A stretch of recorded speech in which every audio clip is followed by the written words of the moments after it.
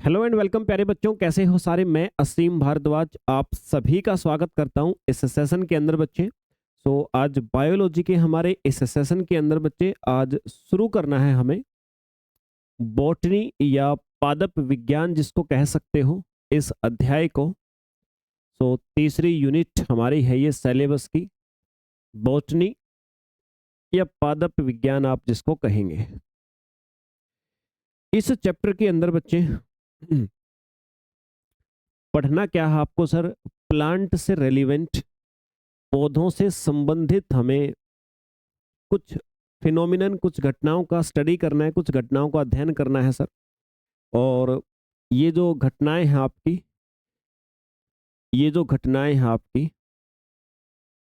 ठीक है, इनमें सबसे मेनली जो इस सेगमेंट के अंदर हमारे पास आएगी सर, वो एक घटना होगी हमारी फोटोसिंथेसिस।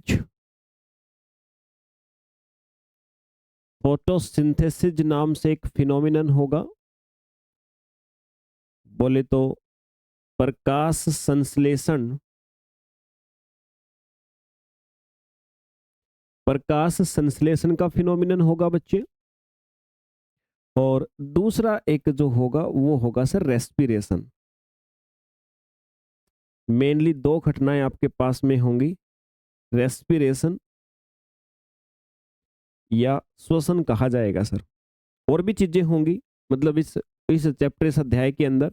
और प्लांट के जो डिफरेंट डिफरेंट पार्ट हैं, प्लांट के अंदर जो डिफरेंट पार्ट हैं, अन्य कई प्रकार के जो भाग हैं, उन भागों के फंक्शंस हम इस चैप्टर के अंदर पढ़ेंगे सर।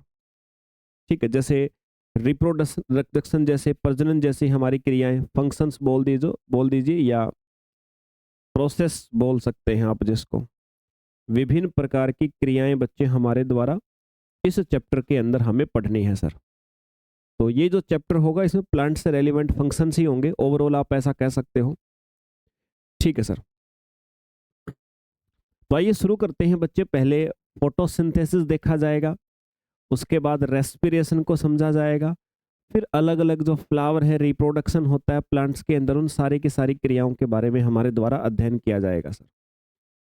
तो पहली चीज जो आप हेडिंग डालेंगे बच्चे, फोटोसिंथेसिस। फोटोसिंथेसिस इसको आप कहेंगे, प्रकाश संश्लेषण।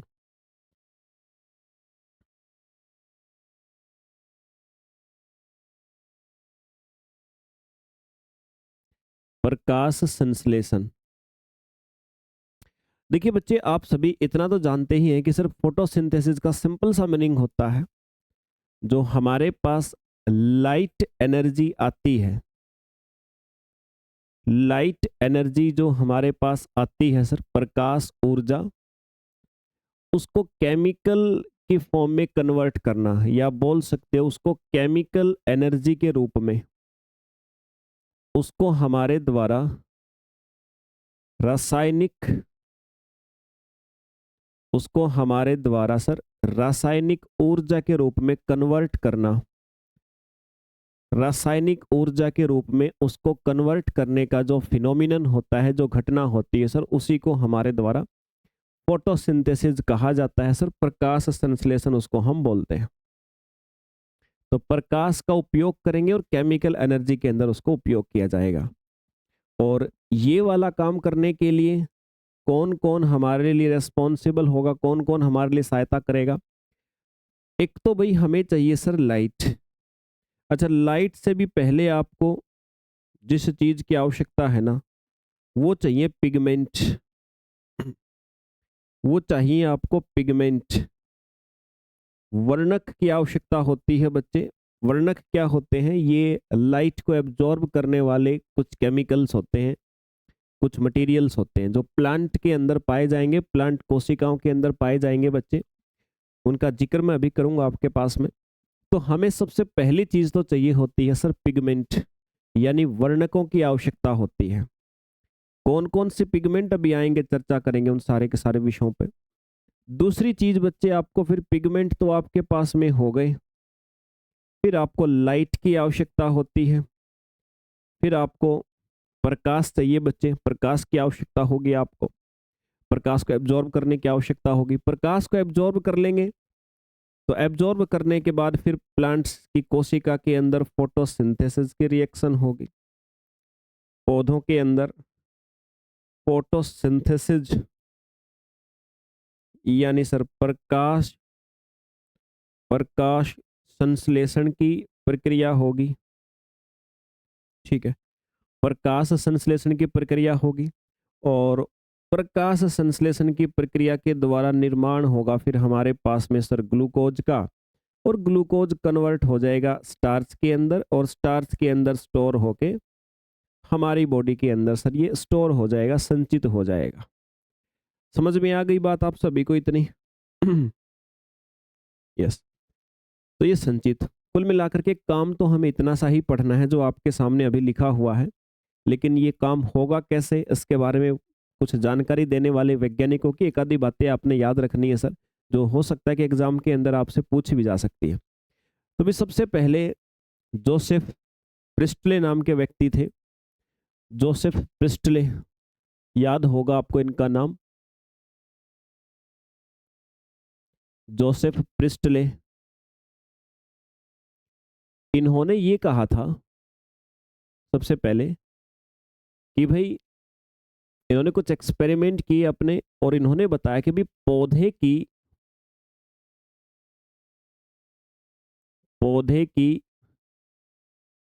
वृद्धि के लिए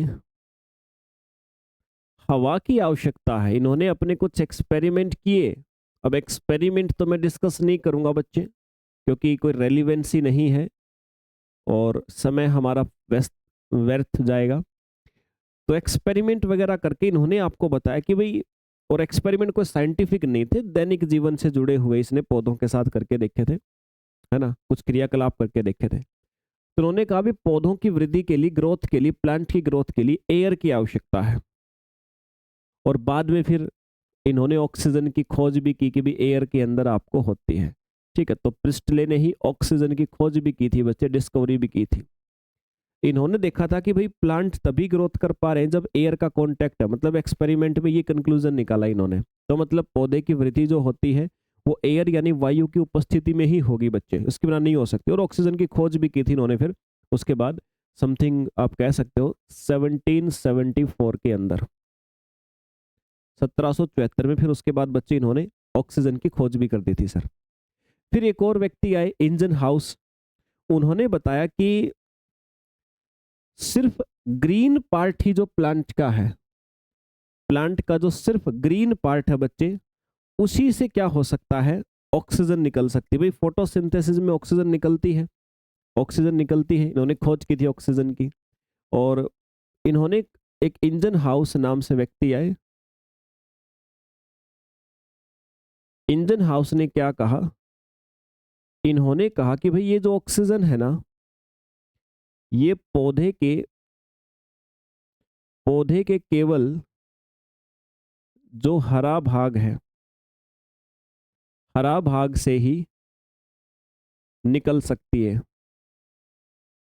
हरा भाग से ही निकल सकती है, प्रकाश की उपस्थिति में होता है, ये तो हमें पता है। क्योंकि फोटोसिंथेसिस में सामान्यतः हमें क्या बेनिफिट हो रहा है, हमें यही तो बेनिफिट हो रहा है सर, हमें ऑक्सीजन मिल रही है उस प्रोसेस के अंदर, प्रक्रिया के अंदर। ठीक है, तो बोला कि सिर्फ और सिर्फ हरा भाग ही प्रकाश की उपस्थिति में ऑक्सीजन छोड़ सकता है।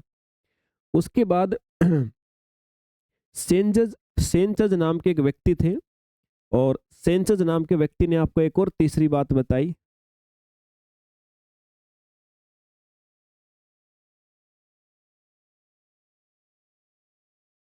सेंचज नाम के व्यक्ति ने आपको एक बात बताई, और इन्होंने क्या कहा, इन्होंने कहा कि भाई पौधे भी हमारी तरह से वृद्धि करते हैं,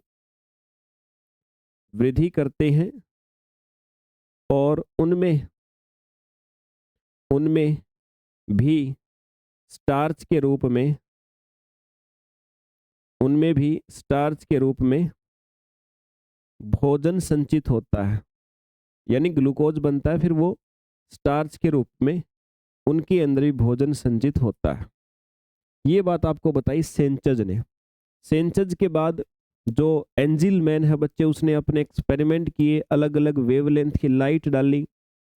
हमारा जो प्रकाश होता है सामान्यतः उसके अंदर क्या होते हैं सर, ये विबग्योर, ये 7 कलर्स आपको पता है। ये हम व्हाइट लाइट अगर किसी चीज के ऊपर डालते हैं तो उन्होंने क्या देखा, उन्होंने देखा कि यार जो फोटोसिंथेसिस की रेट है ना, अलग अलग उसने वेवलेंथ वाली, भाई रेड कलर की वेवलेंथ अलग होती है, ऑरेंज की अलग होती है वेवलेंथ, येलो की अलग वेवलेंथ होती है, सबकी अपनी अपनी रेस्पेक्टिव वेवलेंथ होती है। सबसे बड़ी वेवलेंथ रेड की होती है, उसके बाद फिर बाकी सबकी वेवलेंथ छोटी होती है। इसने कहा भी सबसे ज्यादा जो फोटोसिंथेसिस की प्रोसेस है, प्रकाश संश्लेषण यानी भोजन बनाने की प्रक्रिया है, वो दो प्रकार के कलर्स में होती है, या तो रेड में या ब्लू के अंदर। ठीक है, ये बात बताया आपको एंजिल ने। समझ गए बात को। एंजिल, एंजिल मतलब सिर्फ ये नहीं है, एंजिल मैन पूरा नाम उनका, एंजिल मैन मैंने शॉर्ट में लिखा है। तो एंजिल मैन ने ये बात बताई कि प्रकाश संश्लेषण, फोटोसिंथेसिस की जो प्रोसेस है, फोटोसिंथेसिस की जो प्रोसेस है वो सबसे ज्यादा रेड कलर और ब्लू कलर में होती है। इसके पीछे रीजन क्या है, क्योंकि जो पिगमेंट पाए जाते हैं, मैंने कहा था जो लाइट को एब्जॉर्ब करने वाले पिगमेंट हैं, वो पिगमेंट आपको सबसे ज्यादा कहाँ मिलते हैं, वो आपको सॉरी ऐसे पिगमेंट मिलते हैं जो रेड या ब्लू को ही एब्जॉर्ब करते हैं। तो रेड या ब्लू को ज्यादा एब्जॉर्ब करेंगे तो फोटोसिंथेसिस की रेट भी ऑब्वियस ही बात है बच्चे, इन्हीं चीजों के ऊपर डिपेंड करेगी, आपका निर्भर करेगी सर। ओके भाई, फिर एक सवाल ये आया कि भाई देखो फोटोसिंथेसिस तो हम सब जानते ही हैं, एक नॉर्मल सी अगर रिएक्शन की आप बात करो, नॉर्मल से एक अभिक्रिया की अगर आप बात करें ना, तो एक इतनी सी बात हम जानते हैं कि आपका फोटोसिंथेसिस जो होती है, प्रकाश संश्लेषण, उसमें H2O होता है, CO2 होता है, उसमें CO2 भी होता है और H2O, ये दोनों चीजें साथ देती हैं 12।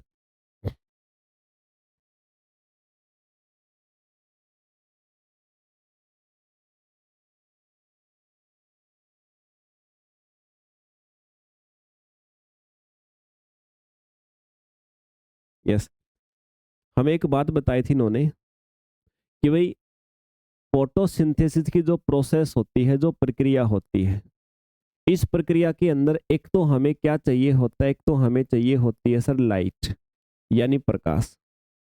प्रकाश हमारा मिला तो दो चीजों का उत्पादन हुआ, C6H12O6, एक तो इसका उत्पादन हुआ, और साथ में 6CO2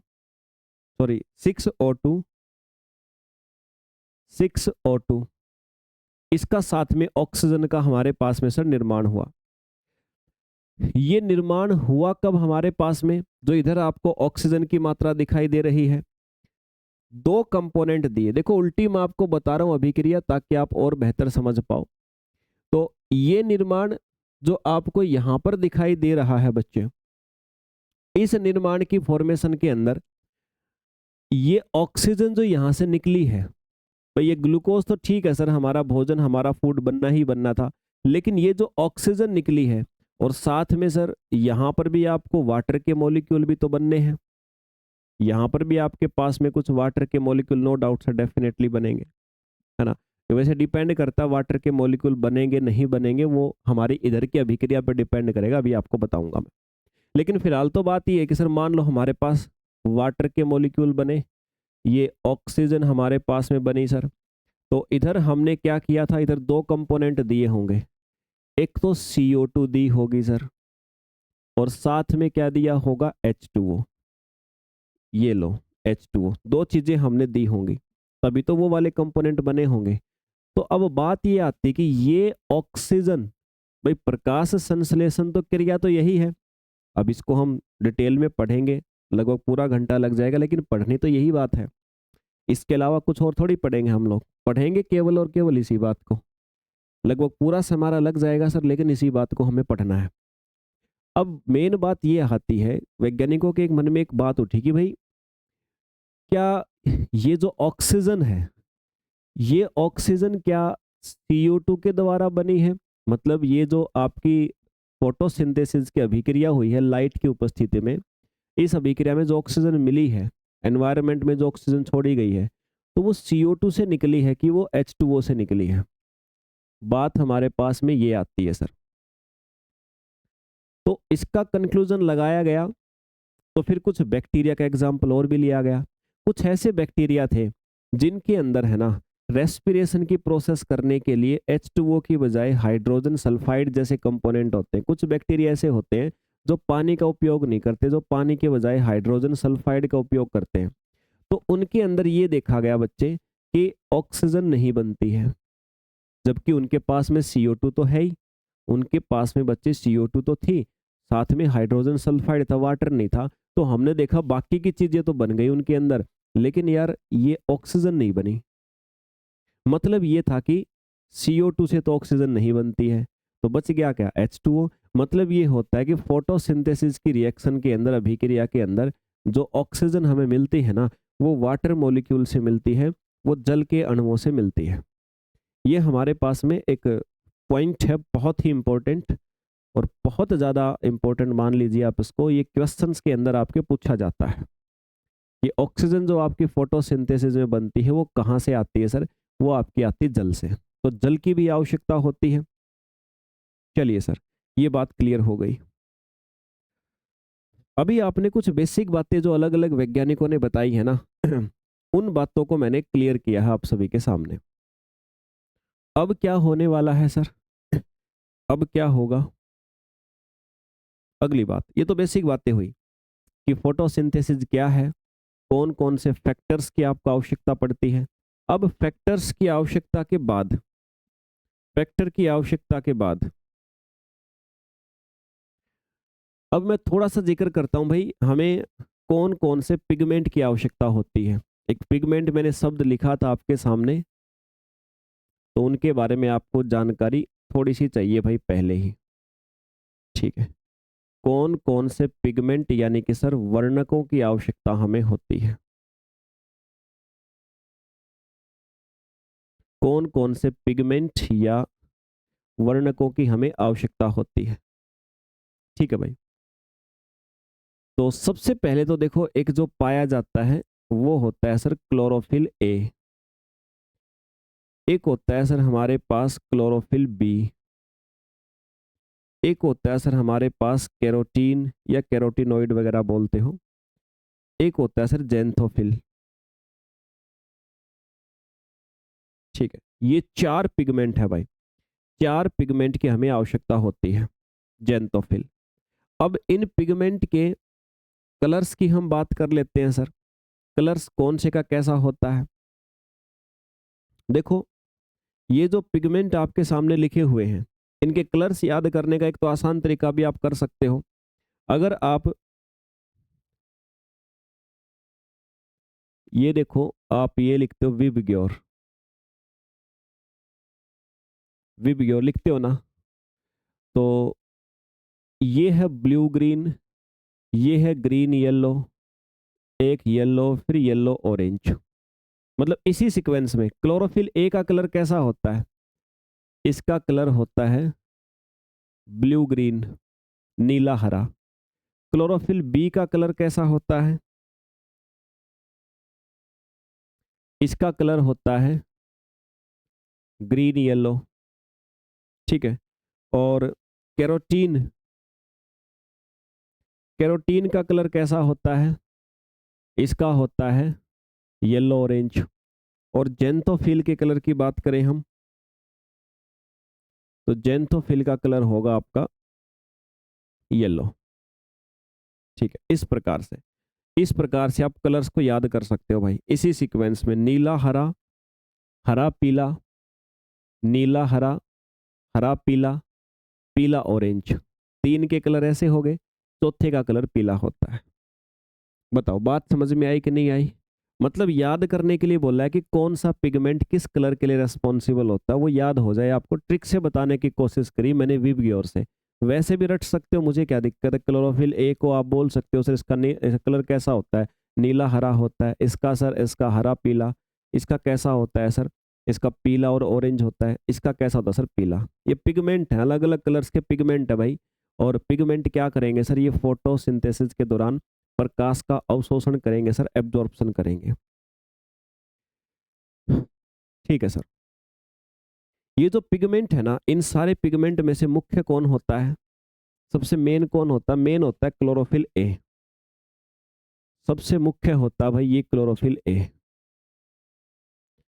क्लोरोफिल ए सबसे मेन है। और जो भी लाइट को कैप्चर किया जाएगा ना, मान लो इसके द्वारा, इसके द्वारा, इसके द्वारा, जो लाइट को कैप्चर किया जाएगा वो लाइट कैप्चर करके अंततः क्लोरोफिल ए के पास ही लाई जाती है।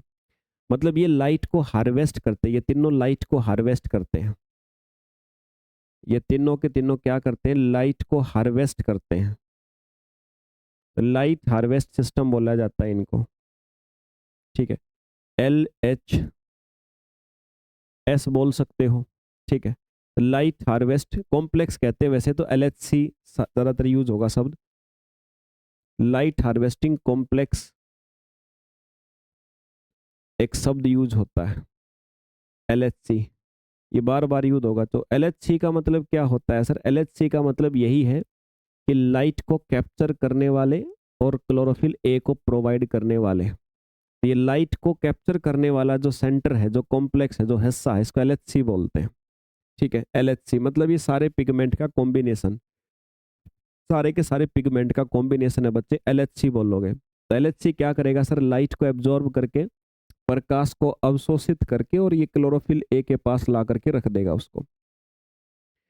बताओ समझ में आई कि नहीं आई बात? चलो अब हम सीक्वेंस के अंदर चीजों को हल्के हल्के हल्के हल्के आगे लेकर के चलते हैं सर। ठीक है, यानी रिएक्शन सेंटर कौन हुआ इसमें? Chlorophyll A. मतलब कहने की बात यह है कि रिएक्शन सेंटर यहाँ पर कौन हो गया? Reaction centre chlorophyll A. मतलब सारे काम जो होंगे वो क्लोरोफिल ए के इर्द गिर्द घूमेंगे। बाकी के जो पिगमेंट है वो लाइट को हार्वेस्ट करके पकड़ के इसके पास लेकर के आएंगे, और रिएक्शन का सेंटर होगा क्लोरोफिल ए। ठीक है सर। अब ये हमारे पास लीफ के एग्जाम्पल से आप समझ लीजिए जरा।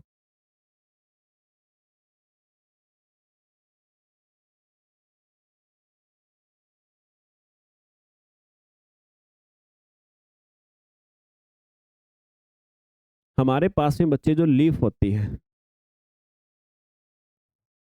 लीफ के अंदर क्या होगा? क्लोरोप्लास्ट होगा। ये मान लीजिए मेरा क्लोरोप्लास्ट है। ये मेरा लीफ के अंदर बच्चे क्या है सर? क्लोरोप्लास्ट है। मैं लिख भी देता हूं, क्लोरोप्लास्ट। ये क्लोरोप्लास्ट है सर। क्लोरोप्लास्ट के बाद फिर इधर में कुछ आपको अंदर थैलेकोइड पाए जाएंगे।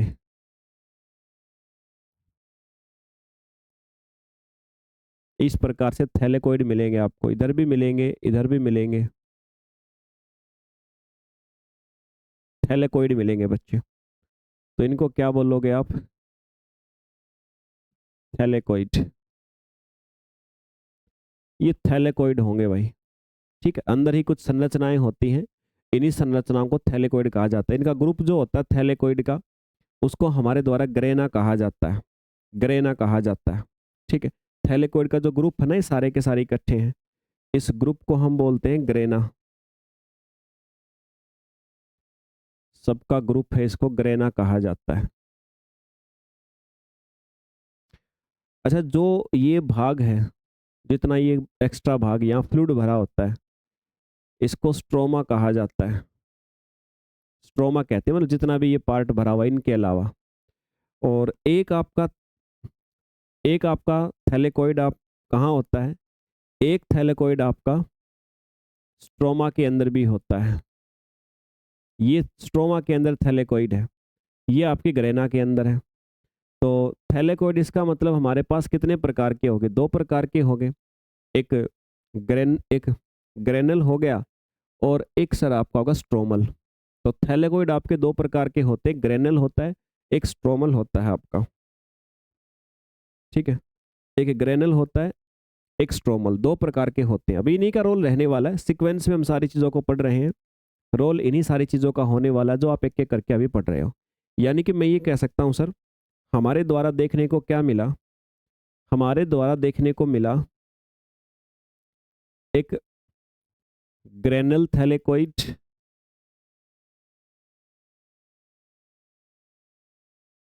ग्रेनल थैलेकोइड,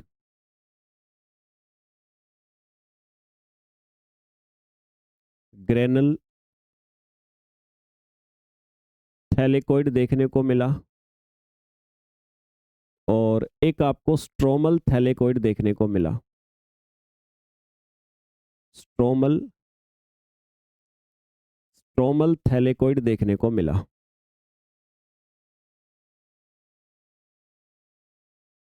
ठीक है, स्ट्रोमल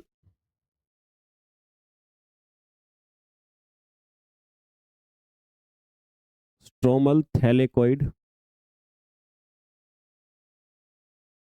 देखने को मिला। समझ गए बात को? अब जो ये ग्रेनल थैलेकोइड और स्ट्रोमल, इनमें अंतर क्या होता है? इनके ऊपर फोटो रिसेप्टर लगे होते हैं बच्चे।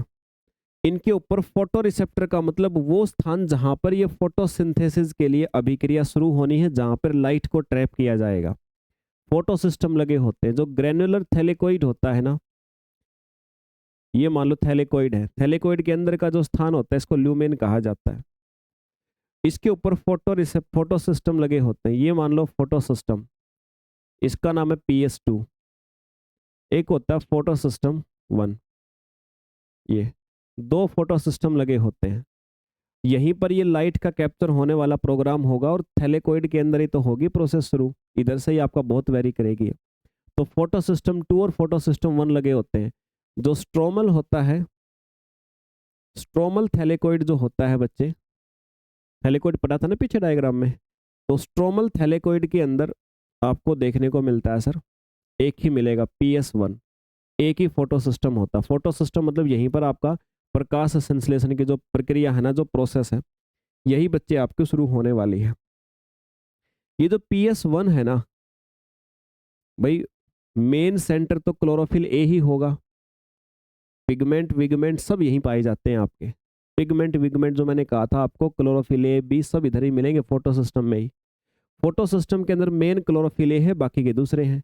अब ये जो फोटो सिस्टम 1, ये 2 है और एक 1 है।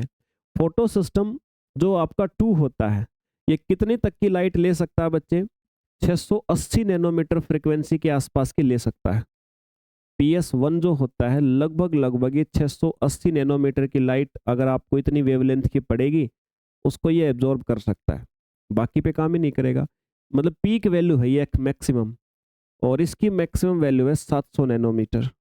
मतलब समथिंग समथिंग आप ऐसा बोल दीजिए कि 700 नैनोमीटर की लाइट अगर आएगी तो फोटोसिंथेसिस की प्रोसेस यहाँ पर होगी, नहीं तो नहीं होगी। 680 की मैक्सिमम है ये लिमिट, ये पीक वैल्यू होती है। 680 नैनोमीटर की आएगी तो यहाँ पर काम होगी। ठीक है भाई, इतनी सी बात आपको समझ में आ गई। अब हमारे पास इसके बाद एक कंक्लूजन आपने याद रखना है कि सर हमें फोटोसिंथेसिस जो होगा अभी आगे हमारा, कितनी चीज़ों की आवश्यकता पड़ती है। एक तो हमें आवश्यकता पड़ती है एंजाइम की, एंजाइमों की आवश्यकता पड़ती है। ठीक है, एक तो हमें एंजाइमों की आवश्यकता पड़ेगी, दूसरा पिगमेंट की आवश्यकता पड़ेगी, और तीसरा पड़ेगी सर इलेक्ट्रॉन एक्सेप्टर की, इलेक्ट्रॉन ग्राही की। फोटोसिंथेसिस की अभी जो प्रक्रिया आप समझने वाले हो, अभी चिंता मत करो, अभी पूरी बची हुई है। अभी हमने ढंग से शुरुआत भी नहीं करी इसके, आप ऐसा अनुमान लगा लीजिए मेरी तरफ से, पूरी बची हुई है हमारे पास। अभी एक एक स्टेप बस बढ़ाते चल रहे हैं कि किस किस का उपयोग हमें करना है। और हो सकता है कि बहुत लंबे समय से आपने ऐसी चीज़ें पढ़ी भी ना हो, तो एक बार में सुन के तो आपका दिमाग कल्पना भी ना करे कि यार यार ऐसा कुछ होता भी कि नहीं। लेकिन बिल्कुल सिंप्लीफाई करके बता रहा हूँ, इसी चैप्टर को आप पढ़ के देख लेना, किसी और टीचर से पढ़ के देख लेना, और उलझ के खड़े हो जाओगे। लेकिन बिल्कुल सिंप्लीफाई करके सारी चीज़ों को सेपरेट सेपरेट सेपरेट करके आपको बता रहा हूँ, आपको पढ़ा रहा हूँ बच्चे में। ठीक है सर, तो अगली बात मैंने क्या कहा आपको, अभी मुझे क्या बतानी है? कि 3 चीज़ों की आवश्यकता होती है। जो ये फोटो सिस्टम लगे हुए हैं ना, इन फोटो सिस्टम के ऊपर जो रेस्पिरेशन होगा तो 3 चीज़ों की आपको आवश्यकता पड़ने वाली है। पहला किस चीज़ की आवश्यकता पड़ेगी सर? कुछ एंजाइम्स होंगे आपके पास, कुछ एंजाइम होंगे, कुछ एंजाइम्स की आपको आवश्यकता पड़ेगी, ठीक है। एंजाइम्स भी दोनों के अंदर अलग-अलग होंगे आपके पास। जो फोटो सिस्टम 1 है उसमें अलग एंजाइम होंगे और फोटो सिस्टम जो 2 है उसमें अलग एंजाइम की आवश्यकता पड़ती है, ठीक है। फोटो सिस्टम 1 के अंदर आपको NADP रिडक्टेज नाम से चाहिएगा। यहाँ पर चाहिएगा आपको NADP रिडक्टेज, NADP रिडक्टेज। अभी फुल फॉर्म मत पूछना, फुल फॉर्म वाला सारा काम मैं एक साथ निपटा दूंगा। अभी केवल मैं शब्द यूज कर रहा हूँ, बस ये एंजाइम का नाम समझना है इसको। और यहाँ पर आपको फोटो सिस्टम 2 के अंदर वाटर हाइड्रोलिसिस एंजाइम की आवश्यकता होगी, ठीक है। वाटर हाइड्रोलिसिस एंजाइम की आवश्यकता होगी। ये क्या होगा वाटर हाइड्रोलिसिस, सारी बातें आपको बताऊंगा। अभी के लिए मैंने बोला कि भाई ऐसे ऐसे वाटर हाइड्रोलिसिस एंजाइम की आपको आवश्यकता होने वाली है, ठीक है सर। फिर दूसरा, एंजाइम के बाद में किस चीज की आवश्यकता पड़ेगी सर? आपको फिर पिगमेंट की आवश्यकता पड़ेगी। पिगमेंट जो वर्णक है ना, क्लोरोफिल वगैरह। तो फोटो सिस्टम 1 के लिए आपको 700, ये इसके पिगमेंट 700 नैनोमीटर की लिमिट वाले होते हैं। फोटो सिस्टम 2 के लिए 680 नैनोमीटर की जो लाइट है ना उसको एब्जॉर्ब करने वाले पिगमेंट होते हैं। एक 700 को एब्जॉर्ब करने वाले, 680 नैनोमीटर की वेवलेंथ को एब्जॉर्ब करने वाले। फिर तीसरी चीज मैंने कहा इलेक्ट्रॉन एक्सेप्टर की आवश्यकता होगी। इलेक्ट्रॉन एक्सेप्टर,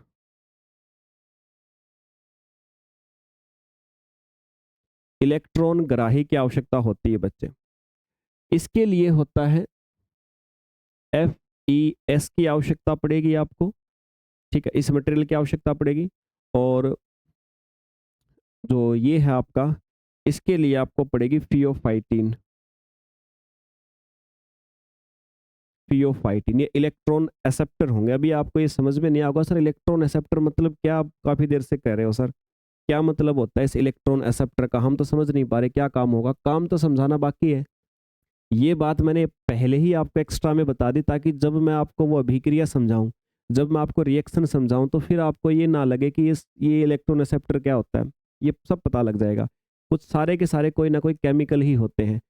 तो ये केमिकल इलेक्ट्रॉन एक्सेप्टर मतलब इलेक्ट्रॉन को स्वीकार करेंगे आगे चल के अभिक्रिया के अंदर, ये इलेक्ट्रॉन को स्वीकार करेंगे बच्चे, ठीक है।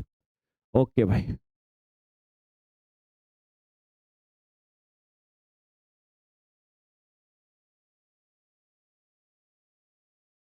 चलिए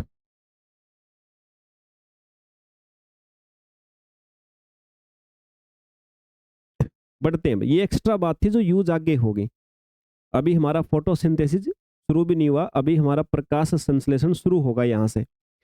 और शुरू करने से पहले अभी एक और मैं तरीके से आपको क्लासिफिकेशन करके बताऊंगा कि फोटोसिंथेसिस हम जो पढ़ेंगे वहां पर कैसी कैसी अभिक्रियाएं हमें पढ़नी है। देखो भी अभी इतना तो आपने देख लिया कि सर CO2 वाटर का उपयोग करके हम एनर्जी बनाते हैं, और एनर्जी का उपयोग करके फिर हमारे पास में प्लांट क्या करते हैं सर, भोजन बनाते हैं। यही तो चीजें होती हैं सर फोटोसिंथेसिस में। और क्या होता है, यही होता है। मतलब अगर आप पूरी प्रकाश संश्लेषण की क्रिया को देखोगे तो रफली आप ऐसा बोलोगे सर, CO2, H2O और सनलाइट, सनलाइट इसका प्रयोग करके प्लांट में सबसे पहले तो बनती है सर एनर्जी। इनका प्रयोग करके पहले तो बनती है सर ऊर्जा, ठीक है। ऊर्जा अलग अलग फॉर्म में, जैसे NADP के फॉर्म में या ATP के फॉर्म में, ऐसे एनर्जी बनती है सर। एनर्जी बनी और फिर इसकी सहायता से बनता है भोजन, फूड, भोजन। अंततः हमारा जो लक्ष्य होता है वो यही होता है सर, भोजन बनाने का। मतलब 2 स्टेप में कंप्लीट होती है ये। भोजन बनाने तक 2 स्टेप में, 2 चरणों में बच्चे आपके कंप्लीट होगी। पहले वाला जो स्टेप है जिसमें आपका लाइट का प्रयोग हो रहा है, प्रकाश का जिसमें प्रयोग हो रहा है बच्चे, उसको हम फोटोफॉस्फोराइलेशन बोलते हैं। फोटोफॉस्फोराइलेशन बोलते हैं उसको। क्या बोलते हैं सर? फोटोफॉस्फोरिलेशन। फोटोफॉस्फोरिलेशन। ठीक है, फोटोफॉस्फोरिलेशन। इसको फोटो फोस्फोराइलेशन, फोटोफॉस्फोराइलेशन कहा जाता है इसको, या लाइट रिएक्शन बोलते हैं इसको। लाइट रिएक्शन मतलब एनर्जी बनना, CO2 और H2O का उपयोग करके एनर्जी बनना, यहाँ तक की जो प्रक्रिया है उसको लाइट रिएक्शन कहा जाता है, क्योंकि लाइट की आवश्यकता होती है इसमें, इसमें प्रकाश की आवश्यकता होती है, इसलिए इसको लाइट रिएक्शन कहते हैं। और जो ये दूसरी वाली अभिक्रिया है बच्चे आपके पास में, ये वाली, इसको बिना लाइट के होती एनर्जी, जिससे भोजन बनता है, एक बार लाइट का प्रयोग करके एनर्जी के मॉलिक्यूल बना लिए, अब भोजन जो बनेगा ना उसके लिए लाइट की आवश्यकता नहीं होती है, तो इसको हमारे द्वारा डार्क रिएक्शन कहा जाता है। ठीक है, डार्क रिएक्शन कहा जाता है, क्योंकि लाइट की आवश्यकता नहीं है, प्रकाश की आवश्यकता यहाँ पर आपको नहीं देखने को मिलेगी। तो हमें दोनों ही पढ़नी है सर। कुल मिलाकर के अब हमारा जो लक्ष्य हो गया ना, अब हमारा लक्ष्य क्या हो गया? पढ़ना। लाइट रिएक्शन को पढ़ना हमारा लक्ष्य हो गया, और डार्क रिएक्शन। जैसे ही आप ये पढ़ लोगे, आपका फोटोसिंथेसिस कंप्लीट हो जाएगा। और जितने नाम आपने सुने C3 C4 साइकिल, वो सब इन्हीं के अंदर तो हैं, इन्हीं के अंदर आएंगे वो सारे के सारे, इन्हीं के स्टेप तो हैं वो, और क्या है जो आप कई बार एग्जाम में लिखा भी आता है कि यहाँ से क्वेश्चन बन सकता है, तो वो इन्हीं के बच्चे क्या हैं, इन्हीं के कुछ रिलेशन है, कोई अलग चीज़ नई चीज़ नहीं है आपके पास वो। ओके सर, तो शुरू किया जाए उनको हमारे द्वारा। मेन सिस्टम हमारा क्या होगा इन सारे काम को करने के लिए? चलो भाई शुरू करते हैं। ठीक है, हमारी जो प्रोसेस है, जो अभिक्रिया। अच्छा, एक बात और ध्यान रखना, जो ये फोटो फॉस्फोराइलेशन होता है ना, ये भी दो प्रकार का होता है। अभिक्रिया शुरू करने से पहले इस बात को भी याद रखना, फोटो फॉस्फोराइलेशन जो होता है सर, ये दो प्रकार का होता है। एक साइक्लिक होता है, एक नॉन साइक्लिक भी होता है। साइक्लिक होता है, एक नॉन साइक्लिक होता है। अभी जो मैंने ऊपर लाइट रिएक्शन लिखी है ना आपको, फोटो फॉस्फोराइलेशन, फोटो फॉस्फोराइलेशन,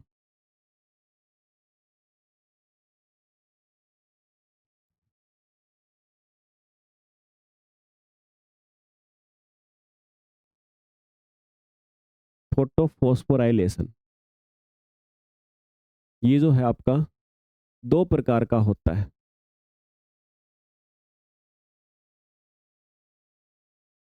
ठीक है, एक साइक्लिक होता है, एक साइक्लिक होता है सर, चक्रीय होता है, और एक होता है नॉन साइक्लिक, अचक्रीय होता है। अचक्रीय को हम जेड स्कीम भी बोलते हैं, जेड की शेप में होता है, जेड स्कीम भी बोलते हैं। तो बात इतनी सी है कि साइक्लिक में इलेक्ट्रॉन जहां से चलता है घूम फिर के वापस वहीं आ जाता है, और नॉन साइक्लिक में इलेक्ट्रॉन अपने जगह से गया तो गया, वापस नहीं आएगा। कहोगे सर ये कहाँ आ गए इलेक्ट्रॉन, हम बायोलॉजी पढ़ रहे हैं सर, आप फिर इलेक्ट्रॉन पे आ गए। अभी समझ में आएगा ना, लेकिन समझने से पहले इतना तो समझना पड़ेगा कि लिखा क्या हुआ है। तुम पढ़ने क्या, इलेक्ट्रॉन का जिक्र आएगा, इलेक्ट्रॉन, अब मैंने कहा इलेक्ट्रॉन घूम के आ जाएगा, तो इलेक्ट्रॉन चलेगा, चल के कहीं दूसरी जगह जाएगा, फिर वापस अपनी जगह आएगा। लेकिन ये प्रोसेस तो अभी आपको समझाऊंगा। अभी यहाँ तो मैंने बताया कि ऐसा कुछ होगा, आप सभी को ऐसा कुछ देखने को मिलेगा। ठीक है भाई, अब देखते हैं इन सारे विषयों को, सारी बातों को अब देखते हैं सर।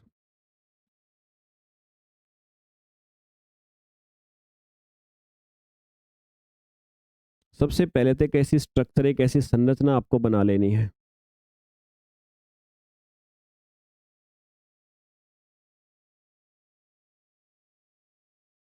एक ऐसी स्ट्रक्चर, एक ऐसी संरचना आपको बना लेनी है।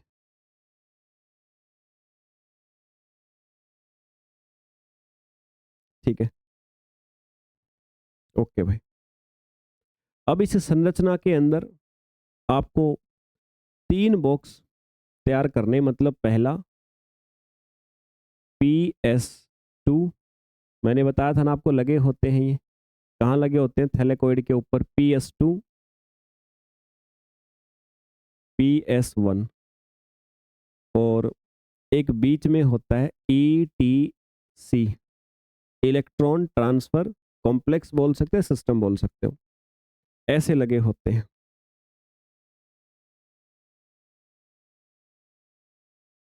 तो मतलब यहाँ पर PS1, यहाँ पर ETC, और यहाँ पर PS2, ऐसे।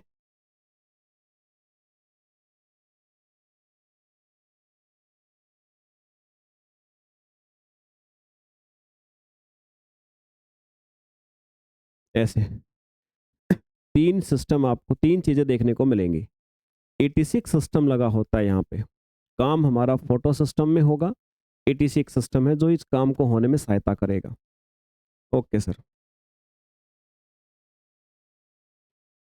होना क्या है, किसी न किसी तरफ से, किसी न किसी सोर्स से लाइट आनी है।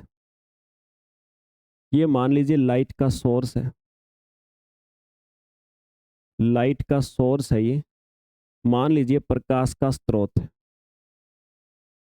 ये लाइट मुख्य तौर पे कहाँ आकर के पड़ेगी? मेनली पड़ेगी ये लाइट आपकी PS1 पे आकर के, ठीक है।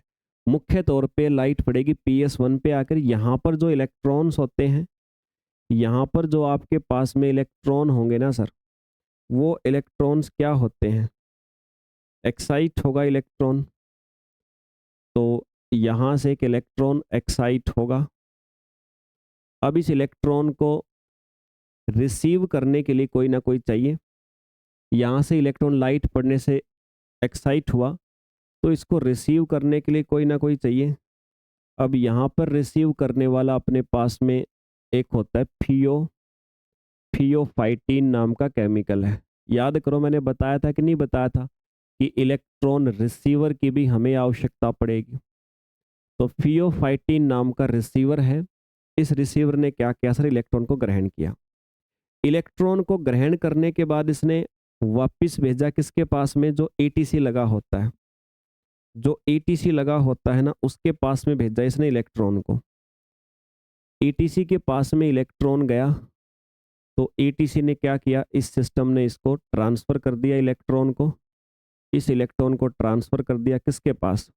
इसको ट्रांसफर कर दिया सर PS1 के पास। PS1 के पास एटीसी का काम यही होता है, इसको ट्रांसफर करने में सहायता करना, ठीक है। तो एटीसी ने इसको ट्रांसफर कर दिया PS1 के पास। अब PS1 क्या करेगा सर? अब लाइट वहां भी पड़ रही है, लाइट PS1 के ऊपर भी पड़ रही है। PS1 के ऊपर लाइट पड़ रही है, तो ये इलेक्ट्रॉन फिर से एक्साइट होगा, और एक्साइट होकर के सर कहाँ जाएगा? फिर से ऊपर की तरफ जाएगा, अपवर्ड जाएगा। तो यहाँ भी हमें किसकी आवश्यकता? कोई ना कोई रिसीवर की आवश्यकता है। तो यहाँ पर एक और मैंने रिसीवर कहा था, FES आपको नाम दिया था मैंने बच्चे। FES रिसीवर के पास जाएगा। FES जो आपका रिसीवर है, इसके पास में क्या होता है सर? कुछ एंजाइम होता है। एंजाइम कौन सा? NADP रिडक्टेज, मैंने कहा था आपको याद हो तो। इसके पास में एक एंजाइम है NADP रिडक्टेज, रिडक्टेज। ये एंजाइम क्या करेगा सर? ये इलेक्ट्रॉन जो आया है, इस इलेक्ट्रॉन को लेगा और अपने आसपास से एक हाइड्रोजन का जो आयन है, प्रोटॉन बोल सकते हो, हाइड्रोजन का जो आयन है H पॉजिटिव, 2 हाइड्रोजन के आयंस को ग्रहण करेगा। 2 हाइड्रोजन के आयंस को ग्रहण करेगा, तो फिर क्या बना लेगा सर? NADPH का निर्माण कर देगा ये। NADPH, ये NADPH ही तो एनर्जी है, बताया था पीछे, यही तो बनाने के लिए काम हो रहा है। एनर्जी बनी कि नहीं बनी? स्टेप पहला स्टेप मैंने क्या कहा था? मैंने कहा था भाई पहले स्टेप का सिंपल सा मीनिंग क्या होता है? पहले स्टेप का सिंपल सा मीनिंग यही होता है, एनर्जी बनाना लाइट रिएक्शन में। तो लाइट रिएक्शन में एनर्जी ऐसे बन सकती है बच्चे। और ये नॉन साइक्लिक पढ़ रहे हैं, मैंने साइक्लिक और नॉन साइक्लिक 2 बातें बताई थी ना, ये नॉन साइक्लिक है। अभी नॉन साइक्लिक हमारे द्वारा अभी ये जो बात है ये पढ़ी जा रही है बच्चों। Okay sir. अच्छा, एक बात आप जस्ट अपनी तरफ से याद रखिएगा इस बात को कि जब ये इलेक्ट्रॉन्स को, ये ईटीसी है ना, ये इलेक्ट्रॉन को जब इधर भेजता है तो उसके नाम का यहाँ पर एक्स्ट्रा में एक प्रोटॉन उत्पन्न करता है। H पॉजिटिव को प्रोटॉन कहा जाता है, ध्यान रखना। तो एक प्रोटॉन उत्पन्न करता है। तो जैसे जैसे इलेक्ट्रॉन को फेंकता जाएगा प्रोटॉन यहाँ पर संख्या बढ़ती जाएगी, प्रोटॉन की संख्या यहाँ पर बढ़ती जाएगी बच्चे। अब यहाँ से आप कह रहे हो सर लाइट पड़ने से इलेक्ट्रॉन जा रहे हैं, इलेक्ट्रॉन जा रहे हैं, तो सर ऐसे तो क्या होगा, इलेक्ट्रॉन खत्म हो जाएंगे? खत्म नहीं होता, क्योंकि यहाँ पर जो आपका वाटर है ना, इसके अंदर ये जो वाटर है, इस वाटर का क्या होता है, हाइड्रोलिसिस होता है, ये टूटता है। और ये वाटर जब टूटता है तो यहाँ से 2 इलेक्ट्रॉन जाते हैं इसके अंदर, और 2 इलेक्ट्रॉन की बदौलत 2 प्रोटॉन उत्पन्न होते हैं जो यहीं अंदर इकट्ठे हो जाते हैं। मतलब वाटर के टूटने से 2 इलेक्ट्रॉन बाहर जाते हैं, 2 प्रोटॉन यहाँ पर रहेंगे। ठीक है बच्चे, तो ऊपर जाएंगे सर। तो यहाँ इलेक्ट्रॉन खत्म नहीं होंगे, जब तक सनलाइट पड़ती रहेगी इलेक्ट्रॉन का यहाँ से निकलना जारी रहेगा, यहाँ पर खत्म नहीं होने किसी भी हालत में। ठीक है, तो यही होता है वाटर का आपका हाइड्रोलाइसिस, आप जिसको बोल सकते हो। तो बात ये है कि बाहर तो हाइड्रोजन ये ले रहा है, NADP बाहर से हाइड्रोजन ले रहा, तो बाहर इसके मतलब इस बॉडी के चारों तरफ, ये थैलेकोइड के चारों तरफ जो है, यहाँ पर तो हाइड्रोजन आपका क्या हो रहा है, कम हो रहा है। और अंदर हाइड्रोजन यानी प्रोटॉन, सॉरी प्रोटॉन शब्द यूज करो ज़्यादा अच्छा रहेगा, यहाँ पर आपका ये प्रोटॉन बढ़ रहा है, अंदर बढ़ रहा, बाहर कम हो रहा है, तो एक पोटेंशियल क्रिएट हो जाएगा ना, एक प्रेशर क्रिएट हो जाएगा। यहाँ पर हम लगा देते हैं क्या, यहाँ पर हम हमारे द्वारा एक लगाई होती है एक सिस्टम, एक व्यवस्था जिसको ATP सिंथेज बोलते हैं। ATP सिंथेज लगाया होता हमने यहाँ पे, और इसके द्वारा क्या होता है, ये हाइड्रोजन आपके बाहर आना शुरू करते हैं, और हाइड्रोजन के बाहर आने से भी एक एनर्जी का उत्पादन होता है जिसको बोलते हैं ATP। ATP की फॉर्म में क्या बनने लग जाती है, एनर्जी बनने लग जाती है बच्चे। बन गई सर एनर्जी, यही तो काम था। मैंने क्या कहा था, मैंने कहा था लाइट रिएक्शन जो होगी आपकी उस लाइट रिएक्शन के अंदर आप लोग क्या देखोगे, लाइट रिएक्शन के अंदर बच्चों आपको यही तो देखना था। लाइट रिएक्शन के अंदर सर सामान्यतः सिंपल शब्दों में आपको यही चीज़ देखनी थी, यही बात देखनी थी कि एनर्जी कैसे कैसे बन रही है। तो एक वहाँ बन गया NADPH, यहाँ बन गया ATP, बात खत्म। ये है सर आपकी नॉन साइक्लिक। ठीक है, कौन सी है ये मैं लिख देता हूँ, ये नॉन साइक्लिक मैंने आपको पहले बताई है, नॉन साइक्लिक बताई है। मतलब इलेक्ट्रॉन यहाँ से चला था, वापस नहीं आया, गया जहाँ जाना था। नॉन साइक्लिक यही कहा था ना, जिसमें इलेक्ट्रॉन जहाँ से चला था वहाँ पर वापस आपके पास में ना आए सर, उसी को मैंने नॉन साइक्लिक कहा था। फिर साइक्लिक में क्या होगा सर, साइक्लिक अभिक्रिया के अंदर क्या होगा, मैंने कहा था भाई साइक्लिक के अंदर जहाँ से इलेक्ट्रॉन चलेगा वहीं पर वापस आ जाएगा। तो आइए उसको भी देख लिया जाए एक बार, साइक्लिक को भी हमारे द्वारा देख लिया जाए बच्चे। साइक्लिक वाली अभिक्रिया के अंदर क्या प्रोसेस होने वाली, दूसरी साइक्लिक।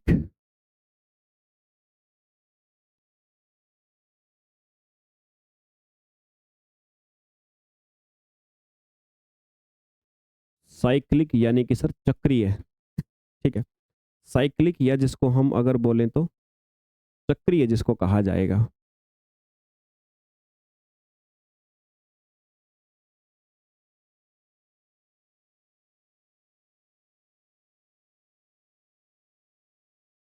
देखो भाई साइक्लिक या चक्रीय, तो सिस्टम तो इसके अंदर भी वैसा ही होगा जैसे आपने पीछे बनाया था, बना दो वैसा ही बॉक्स, लेकिन प्रक्रिया थोड़ी आसान होगी,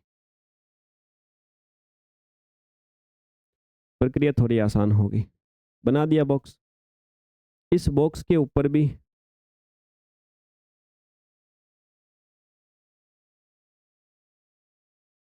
ये PS2, ये PS1, लेकिन यहाँ पर हम क्या होता है, ये PS1 जो है ना, मान लो कि पौधे के ऊपर ऐसी सनलाइट पड़ी कि इसकी फ्रीक्वेंसी वाली रेंज है ही नहीं, इसकी फ्रीक्वेंसी वाली रेंज की लाइट ही नहीं पड़ी, मतलब इसकी वेवलेंथ वाली रेंज नहीं पड़ी, मतलब इसके ऊपर या तो लाइट पड़े ही ना, या मान लो कि इसकी जिस वेवलेंथ पे ये काम करता है ना PS2, मान लो कि उस PS2 जिस रेंज पे काम करता है उतनी फ्रीक्वेंसी की नहीं पड़ी, आपने पीछे पढ़ा था PS1 PS2 कितनी कितनी फ्रीक्वेंसी पे काम करते हैं, है ना? देखो यहाँ पे मैंने बताया था आपको, याद करने की कोशिश करो, ये रहा। PS1 मैंने बताया था आपको 700 पे काम करता है, PS2 680 पे। ये 680 हाईएस्ट 680 नैनोमीटर की वेवलेंथ आएगी ना तो ये काम करेगा। तुम 685 कर दो, 685 भेज दिया, ये काम नहीं करेगा। सिर्फ यही काम करेगा आपका। अब ये काम करेगा, मान लो अब मान लीजिए यहाँ से लाइट पड़ रही है, यहाँ से लाइट पड़ी, सिर्फ इसी पे पड़ रही, उस पर तो पड़ ही नहीं रही, मैं इधर ही लिख देता हूँ। तो यहाँ से लाइट का सोर्स है, प्रकाश, प्रकाश पड़ेगा आपका यहाँ पर PS1 के ऊपर, ये PS1 के ऊपर प्रकाश पड़ा। अच्छा, इसके अंदर भी कभी आप सोचो, वो तो रहने ही वाला है भाई, ETC तो होएगा ही होगा। तो यहाँ पर प्रकाश पड़ा सर, प्रकाश पड़ते ही साथ क्या हुआ, प्रकाश पड़ते ही साथ यहाँ से एक इलेक्ट्रॉन, इलेक्ट्रॉन का निकलना हुआ और फिर से वो FeS आपके पास में क्या है, ये आपके पास में बच्चे इलेक्ट्रॉन रिसेप्टर है। और इसका क्या काम है, ये इलेक्ट्रॉन को रिसीव करके और ट्रांसमिट कर देगा, भेज देगा किसके पास में, ये इलेक्ट्रॉन को भेजेगा इसके पास, ETS के पास में। ETS क्या करेगा सर, इसके नाम का एक प्रोटॉन इधर छोड़ेगा और इलेक्ट्रॉन को धकेल देगा इधर वापिस इसी के पास में। ये लो, वापिस इसी के पास आ गया, बस एक फालतू में H पॉजिटिव यहाँ पे धकेल दिया गया। धकेला गया कि नहीं धकेला गया, इतना सा काम हुआ सर। तो अब बताओ, जहाँ पर था आपके पास में इलेक्ट्रॉन वहाँ पर आ गया ना, और ये फिर से हमारा ATP सिंथेसर लगा हुआ है, तो ये बाहर निकलेगा, तो बाहर निकलने के दौरान किसका निर्माण होगा, ATP का। ये लो, बन गई एनर्जी, बस बात खत्म। बताओ समझ में आई कि नहीं आई बात। इस प्रकार से ये काम करता है सर आपका साइक्लिक वाला। तो इस प्रकार से बच्चे आपका साइक्लिक वाला काम करेगा, जिसके विषय में आपको बात याद रखनी है। उम्मीद करता हूँ समझ में आया होगा। इसमें केवल ATP बनती है, इसमें NADPH नहीं बनता है, केवल एक ही ATP बनता है, मतलब ATP ही बनता है एक ही प्रकार की फॉर्म में। इसके अंदर एनर्जी आपको देखने को मिलेगी सर। चलो भाई, समझ में आया आपको। अगर समझ में आ गया है यहाँ तक तो फिर इसको मैं हटा देता हूँ, है ना। और आज यहीं तक करते हैं हम। ये हमने रिएक्शन देख लिया बच्चे, ये हमने अभिक्रियाएं देख ली, जो आपकी लाइट रिएक्शन में क्या होता है, मतलब लाइट की उपस्थिति में किस प्रकार से अभिक्रिया हो सकती है। तो चलिए इस सेशन को यहीं तक रखते हैं बच्चे, मिलते हैं फिर अगले सेशन के अंदर। जय हिंद भाई।